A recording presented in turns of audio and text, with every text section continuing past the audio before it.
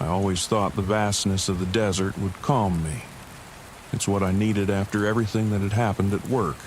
The constant pressure, the unrelenting deadlines, the suffocating feeling of being boxed into the same routine. I planned the trip to Big Bend National Park months ago, thinking a week away from it all would clear my head. Solitude in the desert, a perfect way to hit the reset button.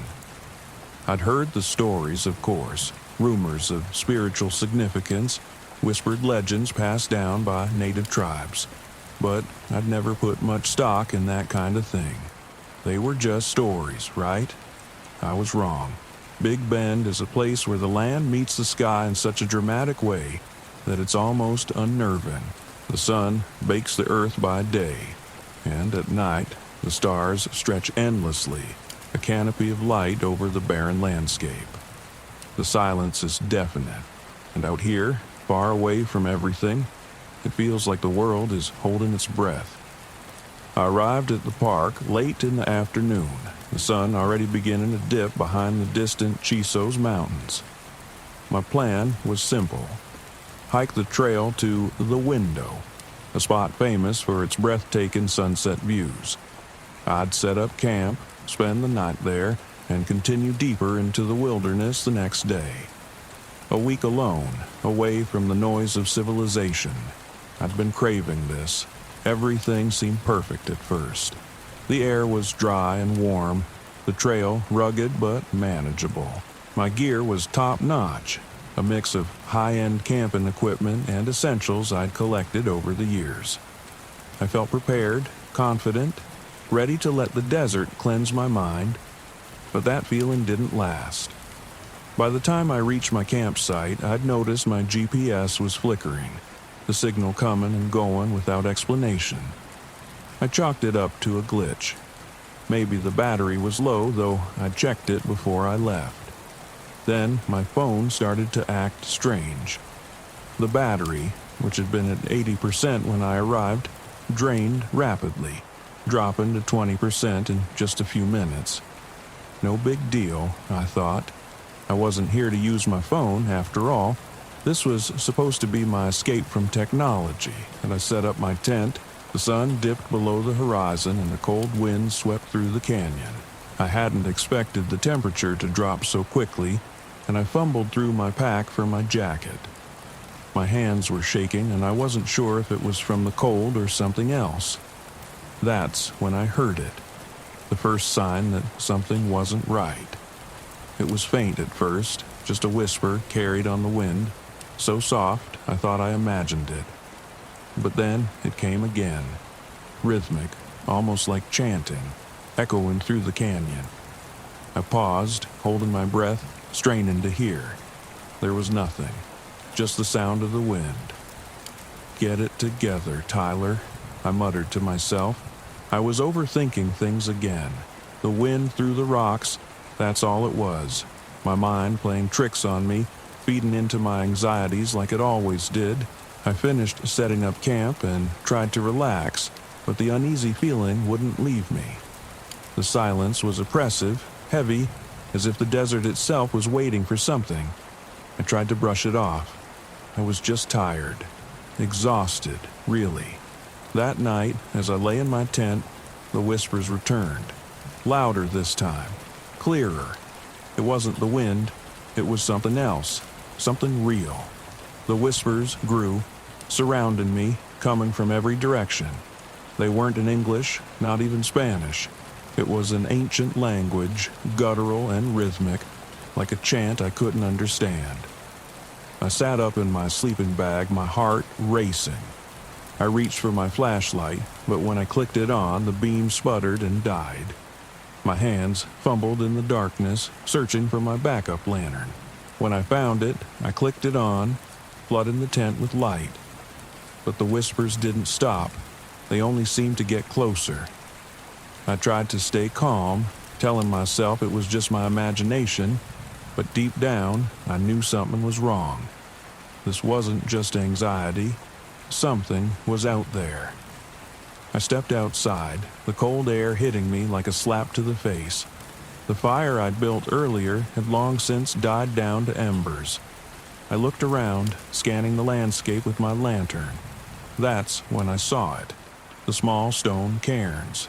Dozens of them, scattered around the edges of my campsite like tiny tombstones. They hadn't been there when I set up camp. I was sure of it. I felt a chill run down my spine. Someone had been here, or something. My mind raced. Could it have been other hikers? A prank, maybe? But the trail had been empty when I arrived, and this was an isolated spot. No one would have come this far just to mess with me. The whispers grew louder, more insistent. My hands were shaking as I backed toward my tent, the beam of my lantern swinging wildly across the ground. Then, out of the corner of my eye, I saw movement. A shadow, just at the edge of the light, darting between the rocks. It was too fast to be human. My heart pounded in my chest as I swung the lantern around, trying to catch another glimpse, but there was nothing. Just the empty desert. I bolted back into my tent, zipping it shut behind me, as if that thin layer of nylon could protect me from whatever was out there. I sat there, gripping the lantern, listening to the whispers fade into the distance. I didn't sleep that night.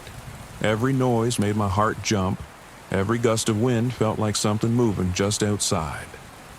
By morning, the whispers were gone, but the unease lingered. I packed up camp, deciding to cut my trip short. I'd head back to the trailhead, call it a failure, and go home. There was no shame in that. But as I started hiking back, something was off. The trail didn't look right, and the landmarks, the rock formations, they weren't where they should have been. I pulled out my map, trying to orient myself, but nothing matched. It was like the land itself had shifted overnight. I couldn't make sense of it. I checked my GPS, but the screen was blank. Dead. My phone, too, had lost all power. Panic set in. I was lost. Completely, utterly lost in the middle of the desert. I forced myself to stay calm, to breathe. I could find my way back. I'd just retrace my steps, but no matter how far I walked, the landscape seemed to warp around me, twisting into unfamiliar shapes. My footprints, which should have been visible in the sand, were gone. Erased, as if I'd never walked that way at all. The sun climbed higher in the sky, beating down on me, but the cold from the night before hadn't left. It clung to me, seeping into my bones. And then I saw it again. The shadow. It was further away this time, just a dark figure standing on the ridge, watching me. I froze, my breath catching in my throat. It was tall, impossibly tall, and thin. I couldn't make out any features, just its silhouette against the sky. It didn't move. It didn't come closer. It just stood there, watching. I didn't know what it was, but I knew I had to get away from it. I turned and ran, my legs burning as I scrambled over the rocks, my pack bouncing against my back. But no matter how far I ran, the figure was always there, always just at the edge of my vision, standing still, waiting. My mind raced with the legends I'd read before the trip, the stories of La Malahora, the evil hour, a spirit that lured travelers to their doom. It was said to appear just before tragedy struck, a warning of death. I hadn't believed in those stories, not really, but now, with the shadow stalking me, I wasn't so sure. The sun began to set, casting long shadows across the desert. I was exhausted, my body aching, my mind frayed. I couldn't keep running. I had to face it. I stopped, turning to look at the ridge behind me. The shadow was closer now, standing still, its dark form blending with the rocks. I took a deep breath, trying to steady my nerves. "I'm not afraid," I said out loud, though my voice wavered. "I'm not afraid of you." The shadow didn't move, but I felt its presence, heavy and oppressive, weighing down on me. My heart raced, but I forced myself to stand my ground. Slowly, the figure began to fade. dissolving into the landscape like smoke. The whispers, too, faded into the wind, growing quieter until they were gone. I stood there for a long time, the desert silent once more, the sky darkening above me. I didn't know what had just happened, but I knew one thing for sure. I couldn't stay here any longer. The next morning, I found the trail. The landscape had returned to normal, the landmarks in the right places, as if nothing had changed. I made my way back to the trailhead, my legs weak, my mind still spinning from the encounter.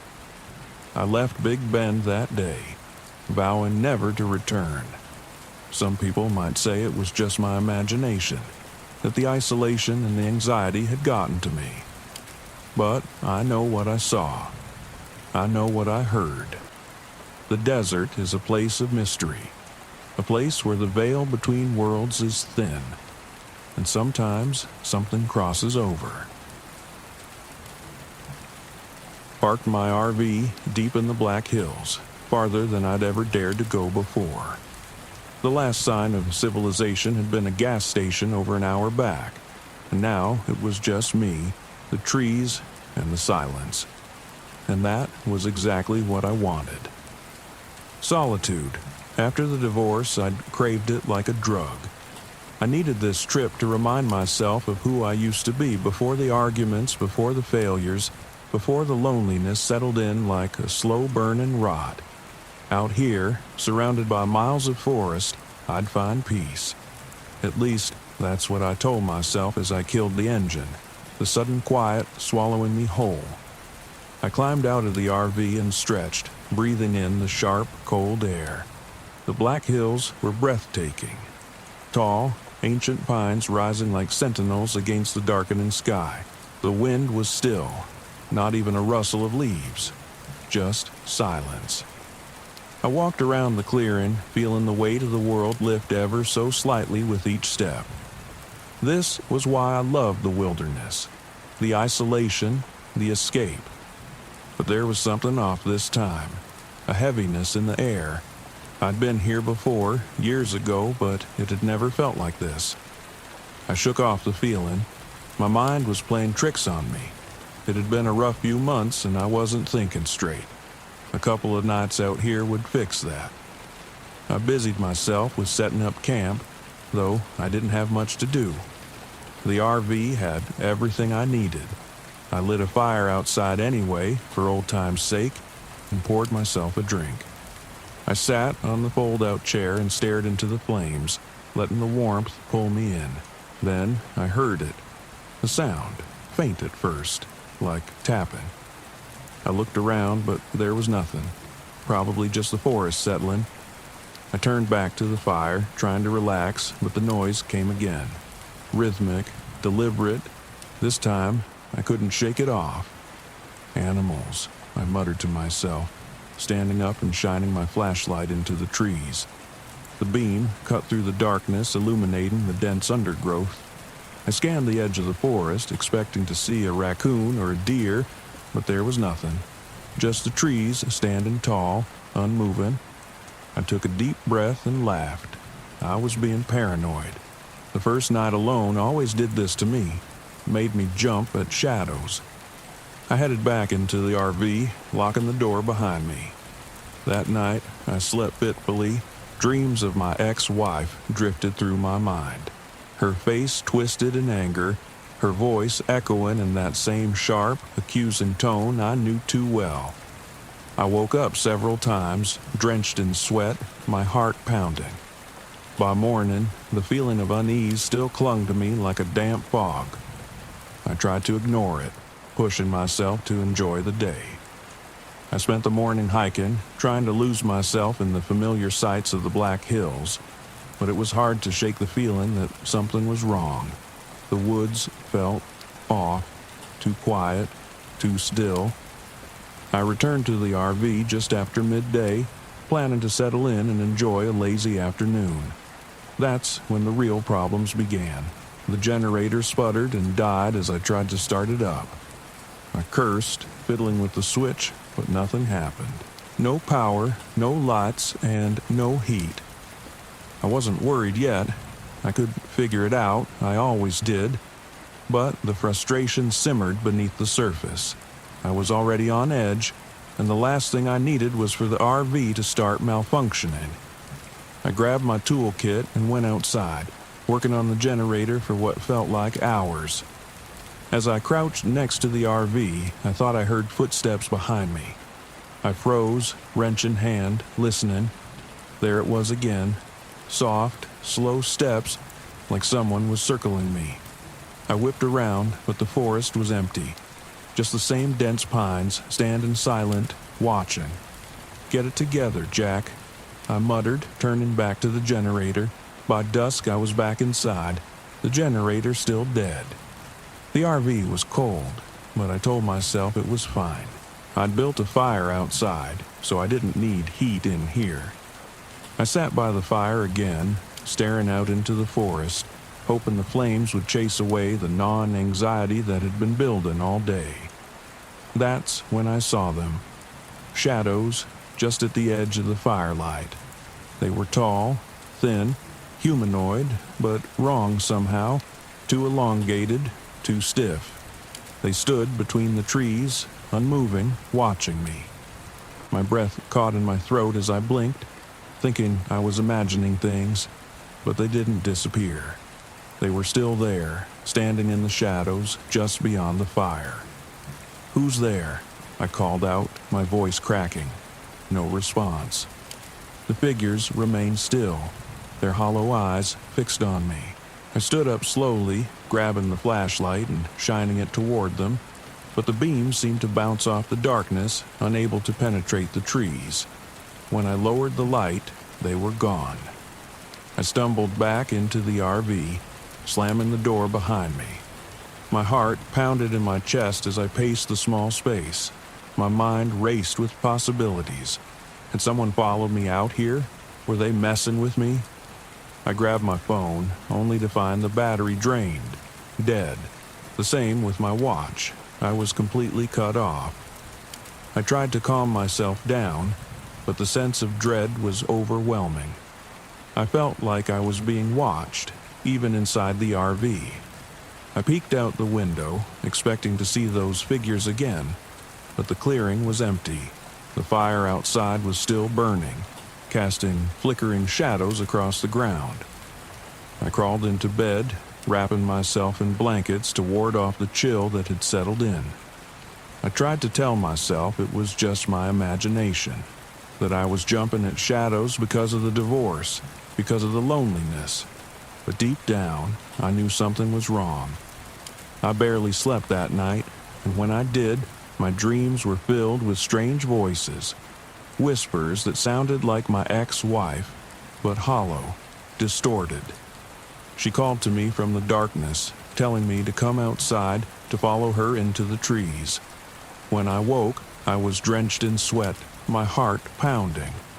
It was morning, but the RV was still freezing. I could see my breath fogging in the air. I had to leave. Something was wrong here, and I wasn't going to stick around to find out what.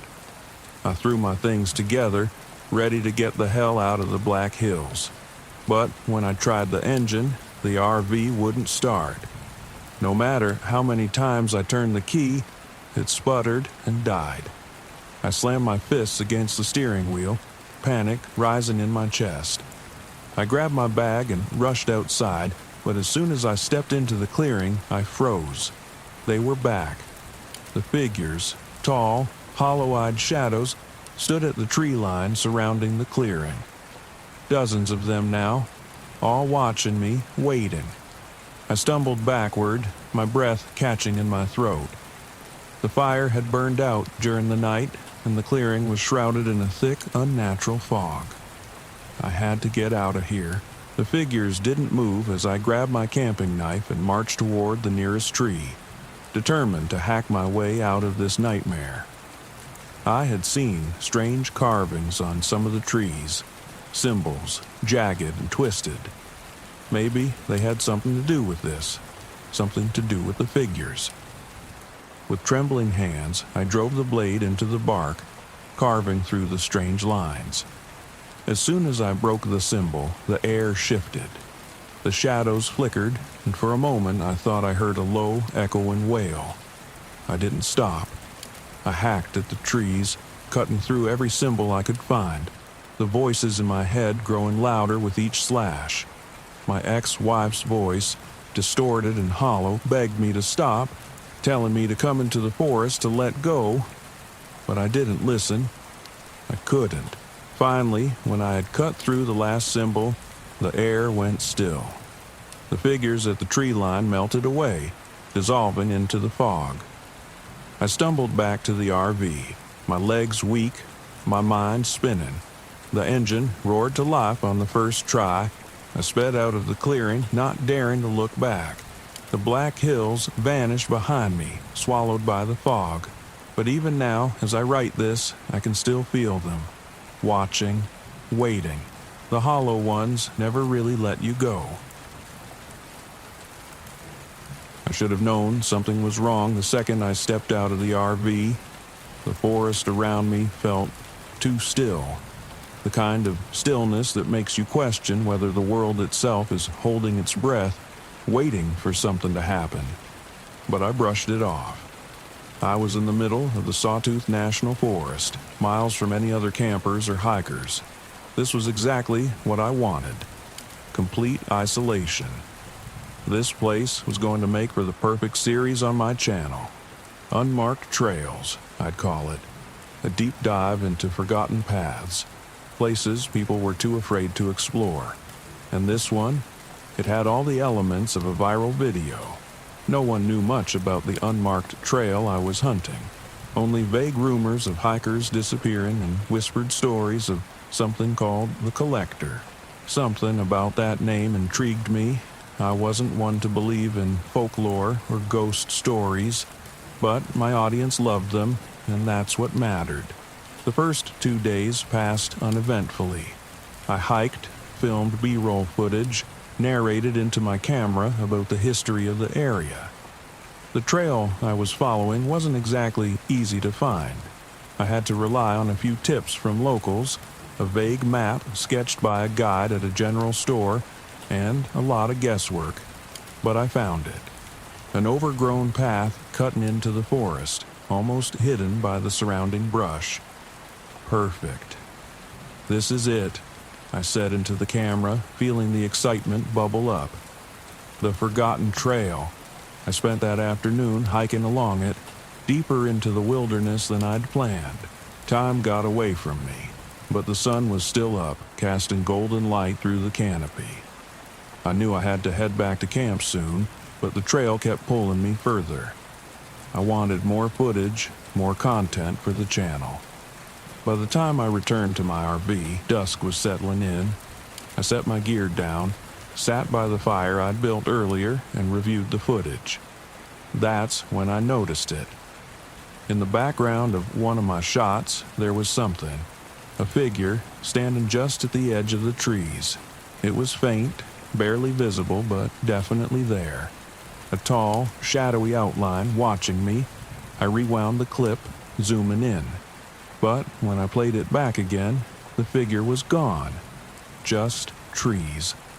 The hairs on the back of my neck stood up. I had been alone all day, hadn't I? It's nothing, I muttered to myself, shaking off the creeping unease. Probably a glitch in the camera, some kind of light distortion. I'd seen that before, but even as I tried to rationalize it, my eyes kept drifting back to the tree line, scanning for movement. Nothing. That night, I barely slept. Every little noise made me sit up in bed, ears straining, heart pounding. But the forest was quiet, just the occasional rustle of leaves. Still, that feeling, that gnawing sensation of being watched, clung to me, even as the fire burned down to embers outside. The next morning, I pushed my nerves aside and geared up again. Today was the day I was going to push deeper into the trail. I was determined to find something, anything, that could give my channel the edge I was looking for. I packed my camera, drone, and enough supplies to last until nightfall. As I set off, something felt different. The forest had taken on an oppressive quality, the air heavier, the light dimmer. The trail seemed to have changed, too. The trees growing closer together, the undergrowth thicker. Landmarks I thought I'd passed before were suddenly missing, or maybe I'd misremembered them. Either way, I felt more disoriented than I'd like to admit, but I pressed on. Several hours into the hike, my camera started malfunctioning. The battery, fully charged that morning, drained rapidly, and the drone refused to take off. When I checked the footage I'd shot, static filled the screen, blurring everything.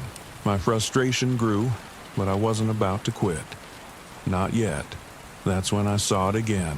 Ahead, on the trail, the figure. It stood between two trees, far enough away that I couldn't make out any details, but close enough to feel its presence. Tall, impossibly tall, and still.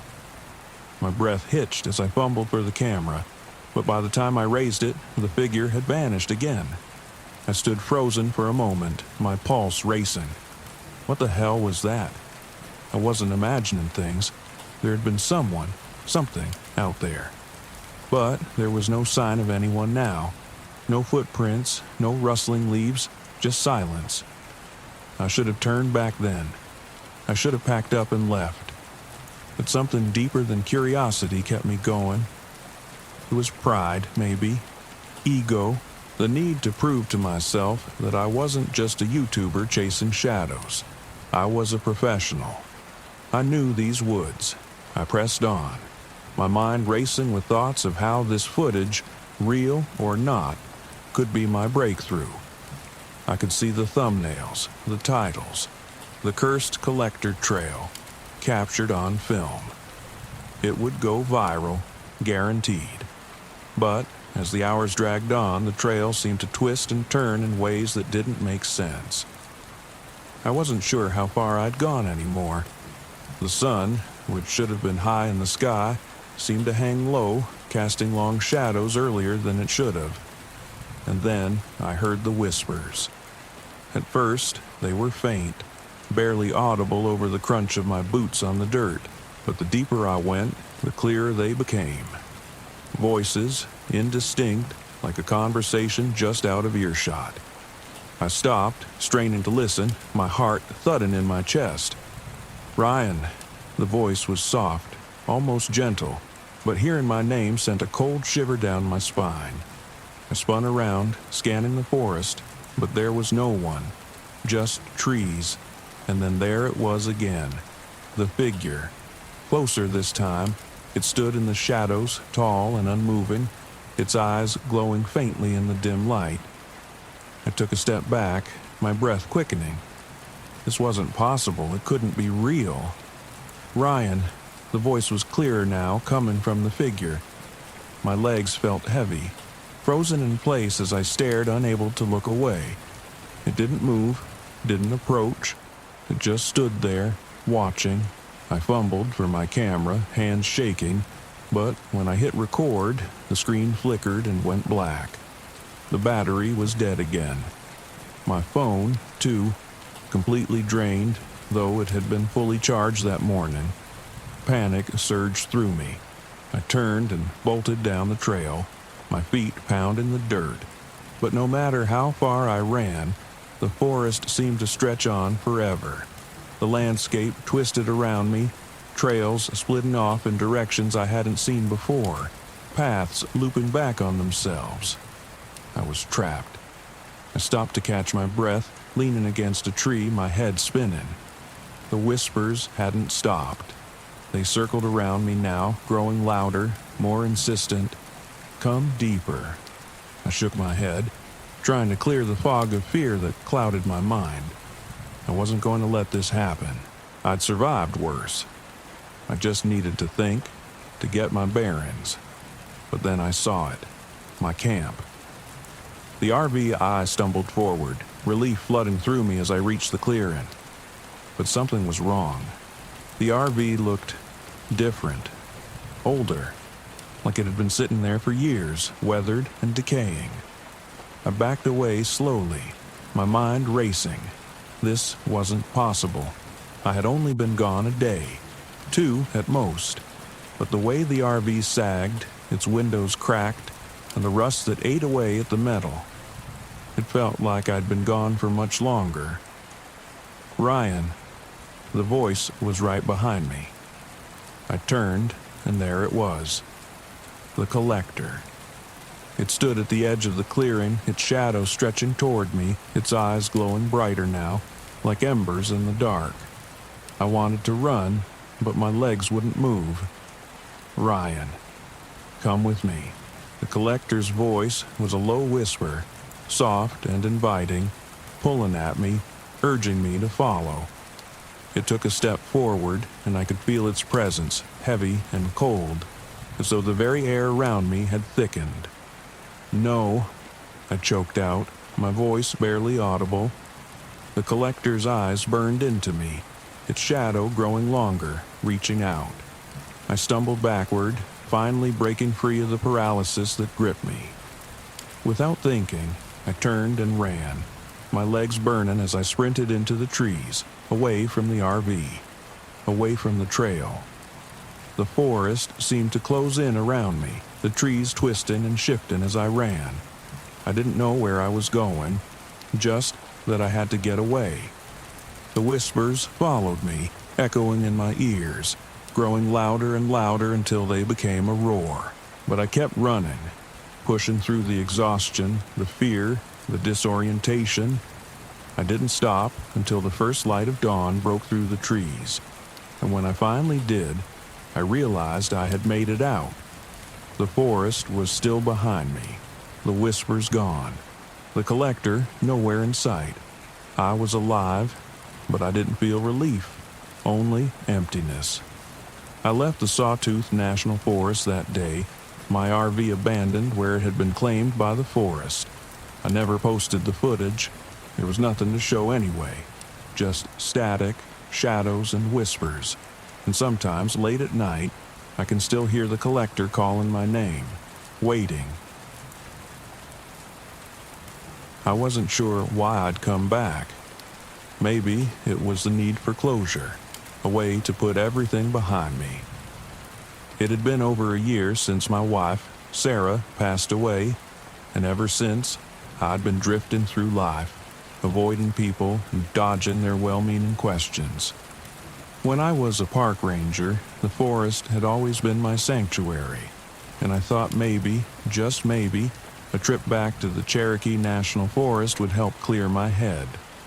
But as I parked my RV in a secluded spot deep in the forest, far away from the designated campsites, I couldn't shake the feeling that this trip was a mistake.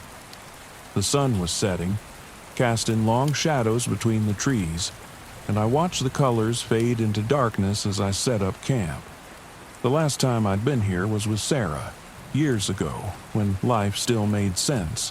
Now, it was just me, alone with my thoughts. I wanted the isolation. I needed the silence. Or at least, that's what I told myself. I sat by the fire, the crackle of the flames the only sound in the stillness of the forest. The night pressed in around me, thick and quiet, the kind of quiet that makes you feel like the world is holding its breath. I stared into the fire, my mind drifting back to Sarah. I could almost hear her laugh, see her smile through the flickering flames. That's why I was here, to say goodbye, to finally let her go. I thought this place, our place, would help me find some peace. I was wrong. It started with a phone call. I turned my phone off the moment I arrived. Didn't want any distractions, didn't need anyone bothering me. But as I sat there, staring into the flames, I heard it. The familiar sound of my phone ringing. I frowned, confused. I hadn't turned it back on. Slowly, I stood up and walked over to where I'd left it on the small table inside the RV. The screen was glowing, showing an unknown number. How was that possible? I had no signal out here, not this far from the nearest cell tower. Curiosity got the better of me. I answered the call. Hello? My voice was rougher than I expected, a little shaky. At first, there was nothing but static, a low hum that buzzed in my ear. I was about to hang up when I heard it, a voice, faint but unmistakable. Dan. I froze. My blood turned to ice. It was Sarah's voice. Dan, it's me. My heart pounded in my chest as I gripped the phone tighter, my mind racing to find some logical explanation. It had to be a prank, some sick joke. But the voice, it was hers. The way she said my name, that soft, familiar tone. Sarah, I whispered, barely able to get the word out. The static surged, louder now, drowning out the voice. I called out again, but the line went dead. I stood there in the RV, staring at the phone in my hand, my breath coming in short, ragged gasps. What the hell just happened? I checked the call log. Nothing. No record of the call. It was like it had never happened. I shook my head, trying to convince myself it was just a trick of the mind. Grief does strange things to people. Maybe I was imagining it. Maybe I just wanted to hear her voice again so badly that my mind had created it. But as I sat back down by the fire, the unease gnawed at me. Something felt wrong. The night wore on, and the fire died down to embers. I retreated into the RV, locking the door behind me. The quiet felt oppressive now, too heavy. I lay in bed, staring at the ceiling, trying to forget the sound of her voice. Then the phone rang again. I bolted upright, my heart pounding in my ears. The screen glowed in the dark, the same unknown number flashing across it. I hesitated this time, but eventually I answered. Dan. The voice was clearer now, more distinct. It was Sarah, no doubt about it. Come to me. The line crackled, and for a moment I swore I heard something else. A faint knocking sound, like someone tapping on the walls of the RV. I jumped out of bed and hurried to the window, peering out into the darkness. There was nothing, just the dense forest, silent and still. I ran a hand through my hair, trying to calm myself down. This wasn't happening. It couldn't be happening. I closed my eyes, forcing myself to think rationally. There was no way Sarah could be calling me. She was gone. I knew that. I'd buried her. But the voice, it was so real. I didn't sleep much that night.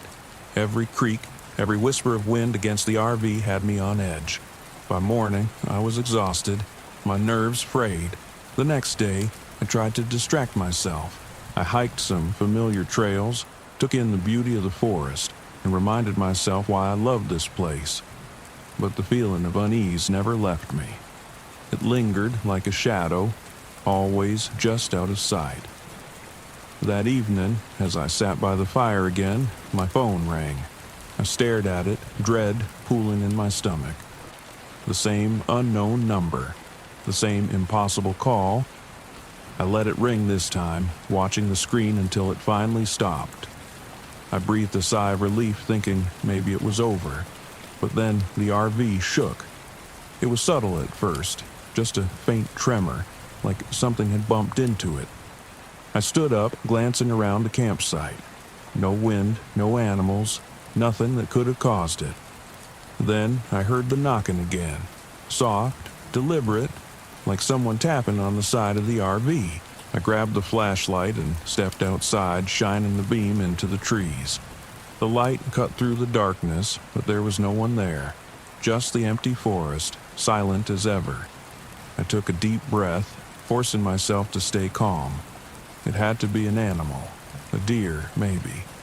But as I turned back to the RV, I saw it. A figure, just at the edge of the trees. It was too far to make out clearly, but it looked like a person. My heart skipped a beat. "Hello?" I called, my voice shaky. The figure didn't move. I took a step closer, squinting into the darkness.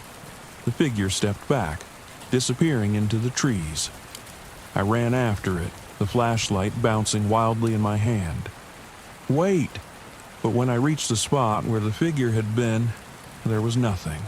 No tracks, no signs that anyone had been there at all. Just me and the towering trees, their branches twisting overhead like skeletal hands. I turned back, my head spinning. This couldn't be real. It had to be the grief, the isolation messing with me. Maybe I'd finally lost it. As I walked back to the RV, my phone rang again. I didn't want to answer it, but I couldn't stop myself. I picked it up, my hand trembling. "Dan, I'm here. Come to me." The voice was so clear now, so real. It sounded like Sarah was right there with me, just out of reach. "I miss you," she whispered. "Come find me." My chest tightened. Tears stung my eyes. I wanted to believe it. I wanted to believe she was still out there, waiting for me, but I knew it wasn't her. It couldn't be. I slammed the phone down and ran into the RV, locking the door behind me. The knocking started again, louder this time, more insistent. Something wanted me to open that door. Something wanted me to follow. I sat there in the darkness, listening to the knocks, the whispers, my heart racing. I didn't sleep that night. I couldn't. The following day, I packed up camp. Whatever was out there, I wasn't going to wait around to find out. I needed to leave. Now. But the forest had other plans. As I drove through the winding forest roads, trying to make my way back to the main road, I realized something terrifying. I was lost. No matter which turn I took, I ended up back in the same place. The same trees, the same path. The forest was keeping me here. My phone rang again. I ignored it, but the knocks came back, echoing through the RV, louder and louder until I couldn't take it anymore. I slammed on the brakes, jumping out of the RV, screaming into the trees. "Leave me alone." The forest answered with silence, and then the whispers returned. Sarah's voice rising on the wind, calling to me, luring me deeper into the trees. I didn't follow. I couldn't. Instead, I grabbed the only thing I had left, my lighter. I built a fire, bigger than any I'd made before, the flames roaring into the sky. The knocks stopped. The whispers faded. The forest was quiet again, but I knew, deep down, it wasn't over. I eventually found my way out, back to civilization, but I left the RV behind. I couldn't bring myself to take it with me. I knew what was waiting in those woods. I never went back to the Cherokee National Forest. And every night when the phone rings, I don't answer, because I know it's not her. People say the Appalachian forests are haunted. I'd heard the rumors, the whispers of restless spirits and strange disappearances, but I'd never given them much thought. After years of debunking ghost stories as a journalist, I'd become the kind of person who trusted facts, not folklore. Still, I couldn't resist the pull of Pisgah National Forest. It was remote, beautiful, and full of forgotten places no one cared to visit anymore. Perfect for the series I'd been working on for my blog, Ghost Towns of the Forgotten South. This was my passion now, traveling, exploring the lost corners of America, and turning those empty spaces into stories. This time, I was after an old settlement deep in the forest, one that most people in town wouldn't even talk about. There were no records of why it had been abandoned, just strange rumors of sickness and disappearances. But those stories were always embellished over time. People loved their spooky tales, and it was my job to sift the truth from the legend. I parked my RV at a secluded spot near the trailhead, not far from the ghost town, or what remained of it. I planned to spend a couple of nights out here, explore, take some pictures, and maybe talk to a few locals who might know more about its history. The air was crisp and cool as I stepped outside, the towering trees casting long shadows that made it feel later than it was. As I set up camp, I noticed how unnaturally quiet the forest was.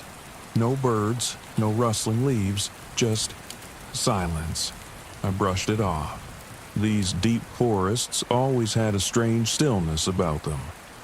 I'd been in enough of them to know that the real danger was tripping over a root, not some ghostly figure hiding behind the trees. The first night, I woke to a distant sound, like laughter. It was faint, barely a whisper on the wind, and I sat up in my sleeping bag, listening. Could there be other campers out here? I doubted it. This part of the forest wasn't exactly a tourist hotspot. My phone was dead, but I'd recorded some video earlier in the day. I grabbed my camera and replayed the footage, and there it was. Faint, like a breeze blowing through, but unmistakable. Laughter, children's voices. I pushed it out of my mind and went back to sleep. I had a lot of ground to cover tomorrow, and the last thing I needed was to let my imagination run wild. The next day, I set out to find the old settlement. It was slow going. Thick overgrowth and fading trails made navigation difficult. The map I had was basic, nothing more than a dotted line leading me deeper into the woods. The farther I went, the heavier the air felt, like the forest was closing in around me. But I kept going, determined to find this place. After about an hour, I noticed the carvings, symbols, strange and jagged, etched into the bark of the trees. They weren't any kind of writing I recognized, but they gave me an uneasy feeling. Maybe it was some old superstition, a way to ward off bad spirits. I took a few photos and kept moving. It was another hour before I finally found it. The ghost town was just as eerie as I'd imagined. Small, dilapidated cabins stood in clusters, some half collapsed under the weight of time and nature. Weeds and vines crept over everything, reclaiming the land. I walked through the empty streets, my camera clicking as I captured the desolation, the eerie stillness. That's when I saw the cemetery. Small, tucked away behind what must have been the church, though the building itself was nothing more than a few rotting beams. The graves were old, the names barely legible, but the dates caught my eye. Some of them were from decades ago, but others were from the future. My first instinct was that it had to be a mistake, some kind of misprint or vandalism. But the stones looked too old, too weathered to be recent. A chill ran down my spine as I stepped back from the graves. It didn't make sense, and I didn't like the feeling gnawing at the back of my mind. The forest was quiet again. Too quiet. I realized then that I hadn't heard anything. Not birds, not insects, nothing since I'd arrived. I packed up my camera and headed back toward my RV. I'd gotten what I came for, and I figured I'd do some research on the strange gravestones when I got back to town. But something was wrong. The trail didn't look right. I was sure I'd come from this direction, but now the trees seemed different. The symbols I'd passed earlier weren't there anymore, and the forest seemed denser, more oppressive. My pulse quickened. I was lost. That was impossible. I never got lost. Not with GPS and maps, not with all the preparation I'd done. I kept walking, trying to retrace my steps, but the more I walked, the more disoriented I became. Every turn led me to unfamiliar territory, and soon the forest looked completely foreign. My sense of time slipped away, and the sky started to darken even though it felt like midday. Then I saw it. Just ahead, through the trees, a figure stood on the trail. Tall, motionless, watching me. I stopped cold, my heart hammering in my chest. "Hello?" I called, my voice sounding smaller than I'd intended. No response. The figure didn't move. I took a step closer, squinting through the gloom, but as I did, it vanished. Just gone. I spun around, scanning the trees, but there was no sign of anyone. My hands shook as I adjusted my pack. This was wrong. Everything was wrong. The sun had nearly set by the time I found my RV. It was parked where I left it, but somehow the journey back had taken hours longer than it should have. My legs were aching, my mind spinning with confusion. I climbed inside, locking the door behind me and collapsing onto the bed. That's when the laughter started again. Louder this time. Right outside the RV, I shot up, my heart pounding. I could hear them, children, laughing and running around, their voices bouncing off the trees. I grabbed the camera, pointing it toward the window, but the moment I did, the laughter stopped. The forest was silent again, suffocating in its stillness.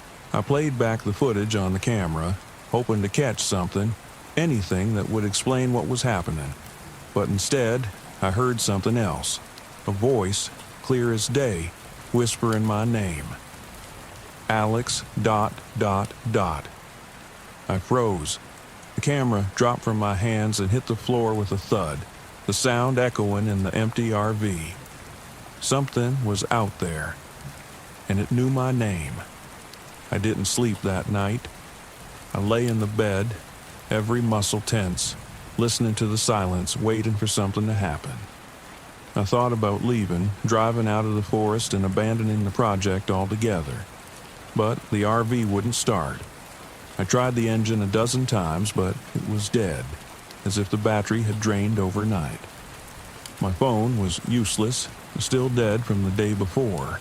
I was completely cut off. The next morning, I decided I had to do something. I couldn't stay here, not with whatever was out there watching me. I remembered the symbols on the trees, the strange carvings I'd seen on my hike. They had to mean something. Maybe they were the key to getting out of here. I grabbed my camping knife and headed back into the woods. The air was heavy, thick with a sense of dread. My stomach churned, but I forced myself to keep walking. I found the first symbol carved into the bark of a tree just off the trail. With a deep breath, I drove the blade into the wood, carving through the lines. As soon as the symbol was broken, the air shifted. The forest seemed to shudder, and for a moment, I thought I heard a scream, a distant, echoing wail carried on the wind. I stumbled back, my heart racing, but I kept going.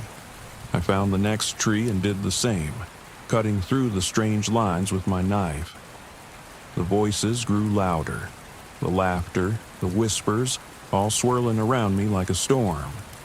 I could see the figures now, darting between the trees. Shadowy, faceless figures, watching, waiting. They wanted me to stop. They didn't want me to leave, but I wasn't going to be trapped here. Not like them. I reached the final tree, my hands trembling as I raised the knife. The voices were deafening now, the figures closing in, but I didn't stop. With one last slash, I broke the symbol, and just like that, the voices stopped. The forest went still. The shadows vanished, and the oppressive weight that had hung over me lifted. I stumbled back toward my RV, half expecting the figures to reappear, but the woods were empty. When I got back, the engine started on the first try. I didn't look back as I drove out of the forest, my hands gripping the steering wheel tight enough to turn my knuckles white. I wasn't going to write about this place. I wasn't going to tell anyone what happened here. Some things are better left forgotten. I've always believed that everything has an explanation.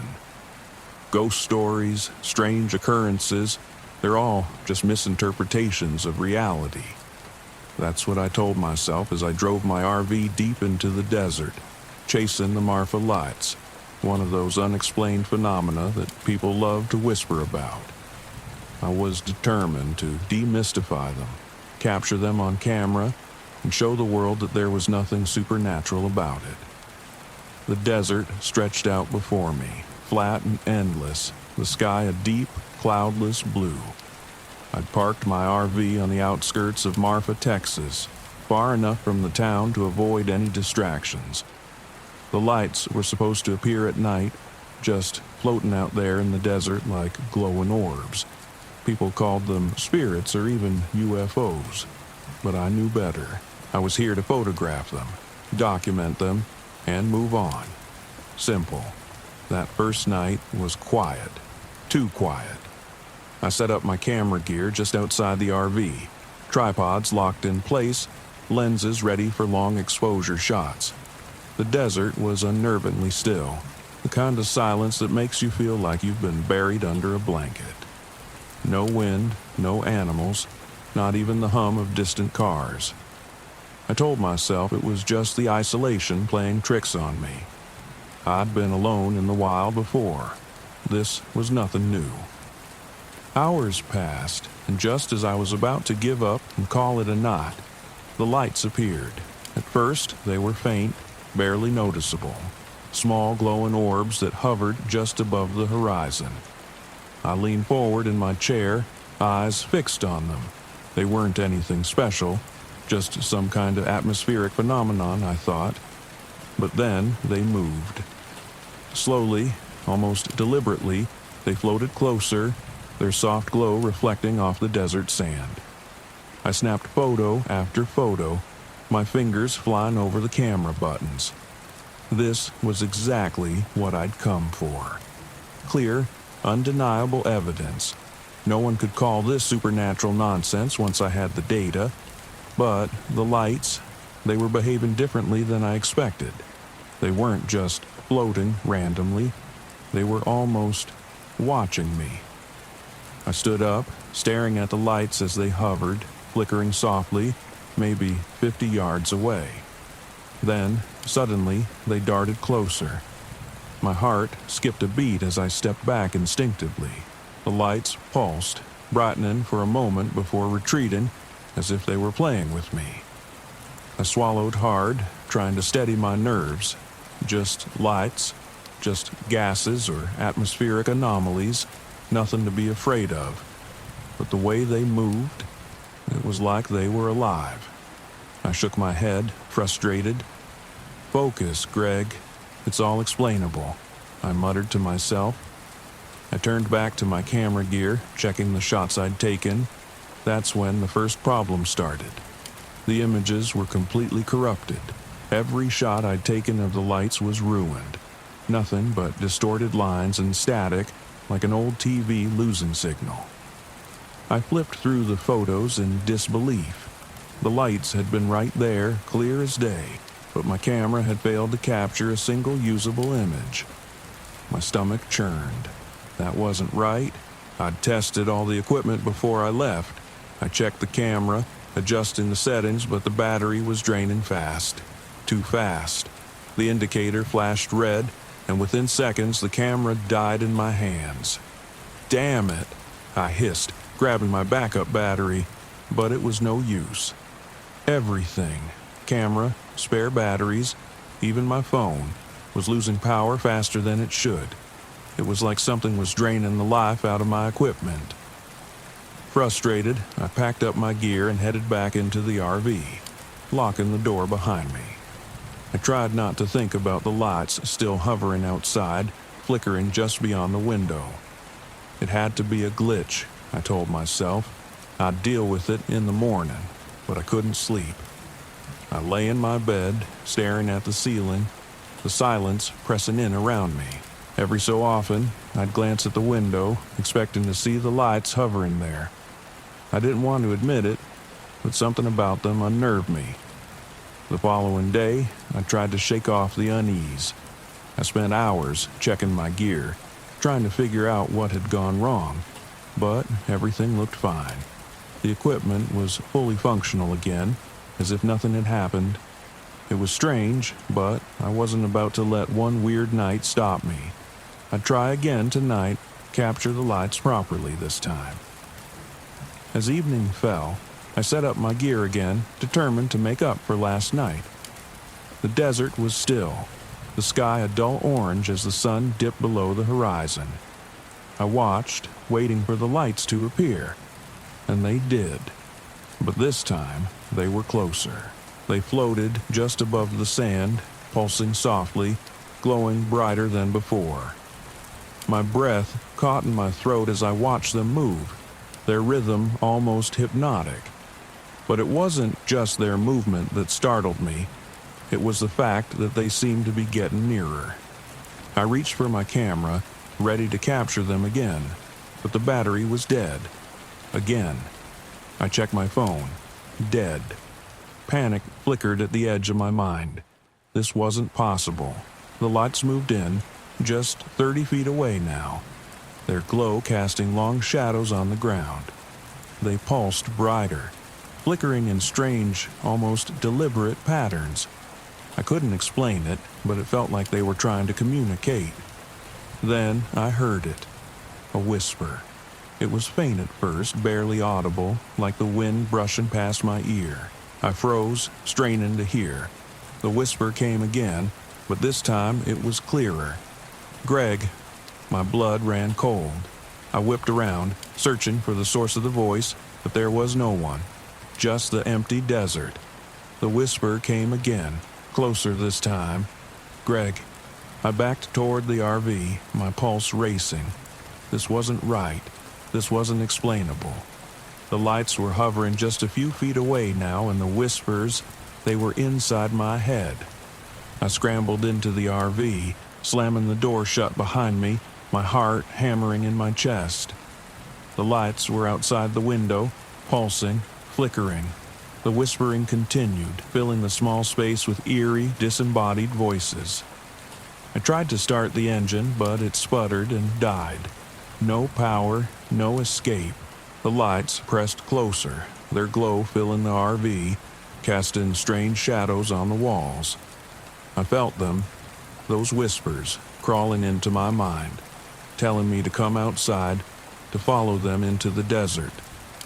I gripped the steering wheel, my knuckles white. I wasn't going to let this beat me. I wasn't going to give in to fear. But then the lights began to move. They circled the RV, faster and faster, like they were closing in on me. The whispers grew louder, more insistent. Follow the lights." I felt a tug, a pull in my chest as if the lights were calling me, drawing me out of the RV. I fought against it, but it was getting harder to resist. The lights flickered faster, the whispers filling my head until I couldn't think, couldn't breathe. With a surge of adrenaline, I grabbed my jacket and kicked the door open, running into the desert. The lights followed, darting around me, leading me deeper into the night. I stumbled through the sand, my heart pounding, the whispers guiding me further from the RV. But something inside me snapped. I stopped running, gasping for air, and turned to face the lights. I wasn't going to follow them. I wasn't going to disappear like so many before me. "No," I shouted, my voice trembling. "I won't go." The lights pulsed, flickering faster, the whispers screaming in my head. But I stood my ground, forcing myself to ignore them. And slowly, the lights began to fade. The whispers grew softer until they were nothing more than faint echoes in the wind. I stumbled back to the RV, exhausted, my mind spinning. The lights were gone, retreating into the desert, but I knew they'd be back. I didn't sleep that night. I couldn't. By morning, I packed up and left Marfa. I didn't stop driving until I was miles away from the desert, far from the lights. I never told anyone what happened. No one would believe me anyway. But I'll never forget those lights, the way they moved, the way they whispered my name. I came here to prove they were just a natural phenomenon, just an unexplained mystery of the desert. But now I know better. Some things aren't meant to be explained, and some lights should never be followed. I should have known better than to trust an unmarked road. After years of travel writing, you'd think I'd have a sharper instinct for bad decisions. But there I was, driving deeper into Gifford Pinchot National Forest, chasing some forgotten trail that was supposed to lead me to a ghost town no one could find anymore. "Vanished off the map," the ranger at the visitor center had said with a grin. "People go looking for it and never see it again. It's like the road just swallows you up." He laughed, but I could see the glint in his eye. He loved spinning those kinds of tales for tourists. But I wasn't a tourist. I was a writer, damn it. I had an assignment to finish, and there was no room for ghost stories. I followed the narrow, crumbling logging road as it wound deeper into the trees. My RV rattled along, tires crunching over fallen branches and loose gravel. The road narrowed, barely wide enough for my rig, but I kept going. I'd done my research, and this was the right way, even if the forest seemed determined to reclaim the path. It had been a long day, and I was eager to set up camp and relax before exploring the area the next morning. The further I went, the thicker the trees grew, their branches knitting together overhead, blotting out the late afternoon sun. My GPS had long since lost signal, but I didn't need it. I was prepared, I had maps, I was confident. I didn't get lost easily, but as I rounded the last bend in the road, something changed. The sky had been clear earlier, but a dense fog was rolling in now, thick and fast. I could barely see 10 feet in front of me. The road, which had been clear just moments ago, seemed to dissolve into a gray blur. I slowed to a crawl, squinting through the windshield. Just up ahead, a small clearing appeared through the mist. It wasn't much, but it was enough room for me to park the RV. I didn't have many other options. I pulled in, killed the engine, and stepped outside. The fog clung to everything, making the air feel damp and cold. It shouldn't have been this cold, not in early fall. The chill crept into my bones, but I pushed it aside and started setting up camp. Something about the silence gnawed at me, though. No wind, no birds, no rustling leaves, just stillness, and that damned fog. I finished my setup quickly, then retreated to the warmth of the RV. I wasn't nervous, but the quiet was getting under my skin. I grabbed a beer from the fridge, settled into the driver's seat, and pulled out my maps. I spread them across the dash, looking for my next move. The ghost town was supposed to be less than a mile away, hidden deep in the woods, down a trail that was barely marked. Tomorrow, I'd hike to it, get my pictures, take some notes, and be done with it. Easy. But something was off. The road I'd driven on, it wasn't showing up on the map anymore. I traced the route with my finger, confused. The road was here. I'd just come down it. But now, on the map, it wasn't anywhere to be found. I leaned back in my seat, staring out the windshield at the fog-shrouded forest. The ranger's words echoed in my mind. Vanished off the map. I laughed softly to myself. It was a joke, just a tall tale to scare off amateur hikers, nothing more. Still, when I stepped outside to stretch my legs, I felt it again. That unsettling stillness. The fog was thicker now, curling around the RV like tendrils. I looked back toward the road I'd driven in on, but it wasn't there. I blinked, rubbed my eyes, and stepped forward, peering into the mist. No road, just an unbroken line of trees. My stomach tightened. I walked a few more steps, hoping the road would reappear, but it didn't. The forest was dense, the trees close together. There was no sign of the path I had taken just hours earlier. It was as if it had been swallowed whole. I jogged back to the RV, heart racing now. I grabbed my flashlight and marched back to where the road should have been, sweeping the beam through the fog, but all I could see were trees, tall, dark, and oppressive. My breath fogged the air in front of me as I stood there, trying to make sense of it. The road couldn't just vanish. I hadn't gotten lost. I couldn't have. But when I turned back toward the RV, I felt it. That creeping sensation that I wasn't alone. I swung the flashlight around, heart pounding, and for a split second I thought I saw movement in the fog. A figure, tall and thin, slipping between the trees. "Hello?" My voice cracked.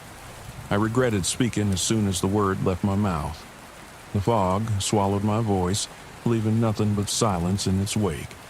I scanned the tree line again. Nothing.